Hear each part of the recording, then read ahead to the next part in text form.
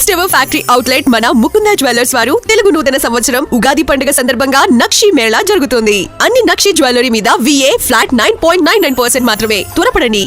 ప్రపంచ చమురు మార్కెట్కు గుండెకాయ లాంటి హోర్మోజు జలసంధిపై పట్టు సాధించేందుకు అమెరికా భారీ ఆపరేషన్ చేపట్టింది. ఇరాన్ నౌకాదళాన్ని, డ్రోన్లను నాశనం చేయడానికి అత్యంత శక్తివంతమైన యుద్ధ విమానాలను రంగంలోకి దించింది.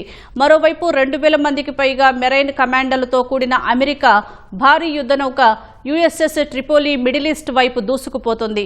హార్మోజు జలసంధిని, ఇరాన్కు చెందిన కర్గ్ దీవిని తమ ఆధీనంలోకి తీసుకోవడం అమెరికా ప్రధాన లక్ష్యంగా కనిపిస్తోంది.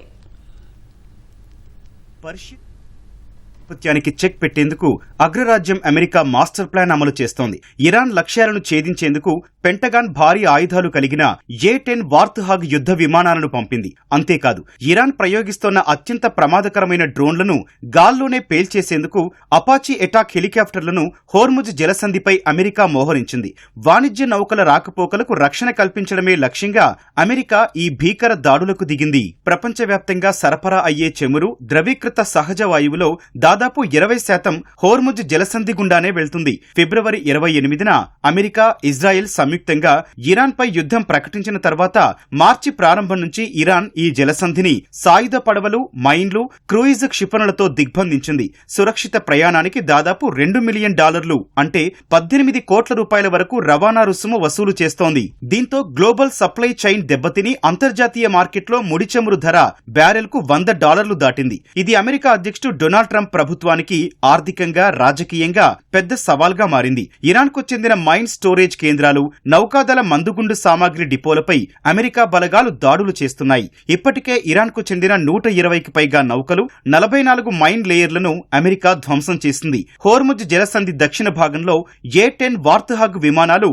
స్పీడ్ బోట్లను టార్గెట్ చేస్తున్నాయి. వీటికి అపాచీ హెలికాప్టర్లు కూడా తోడయ్యాయి. ఇరాన్ వన్ వే అటాక్ డ్రోన్లను ఎదుర్కోవడానికి అమెరికా మిత్ర దేశాలు కూడా అపాచీ హెలికాప్టర్లను ఉపయోగిస్తున్నాయి.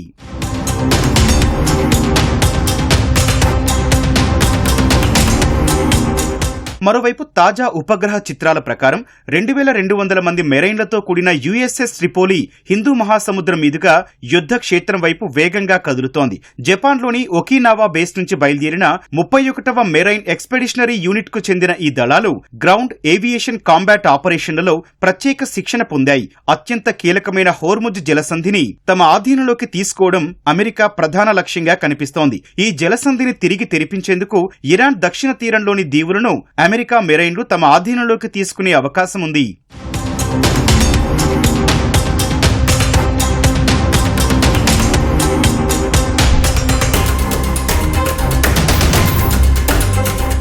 అమెరికా మెరైన్ల తదుపరి లక్ష్యం కర్గ్ ఐలాండ్. ఇరాన్ చమురు ఎగుమతుల్లో 90% ఇక్కడి నుంచే జరుగుతాయి. ఈ ఆర్థిక జీవనాడిని నాశనం చేయడం కంటే తమ నియంత్రణలోకి తీసుకోవాలని అమెరికా భావిస్తోంది. ఇరాన్ అణుస్థావరాల శిథిలాల కింద ఉన్న దాదాపు 950 పౌండ్ల అత్యంత సుసంపన్నమైన యురేనియంను స్వాధీనం చేసుకోవడం మరో ప్రధాన లక్ష్యం.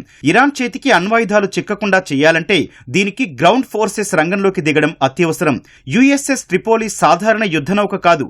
ఇందులో F-35 stealth fighter జెట్లు, MV-22 Ospreay హెలికాప్టర్లు ఉన్నాయి. జపాన్ ప్రధాని సనాయే తకైచితో ట్రంప్ ఇటీవల రహస్య మంతనాలు జరపడం కూడా ఈ గ్రౌండ్ ఆపరేషన్ వార్తలకు బలం చేకూరుస్తోంది. మిడిల్ ఈస్ట్ లో ఇప్పటికే 50,000 మంది అమెరికా సైనికులు మోహరించి ఉన్నారు. ట్రంప్ గ్రీన్ సిగ్నల్ ఇస్తే 2 దశాబ్దాల తర్వాత అమెరికా సైన్యం నేరుగా యుద్ధ భూమిలో అడుగుపెట్టిన తొలి చారిత్రక ఘట్టం ఇదే అవుతుంది.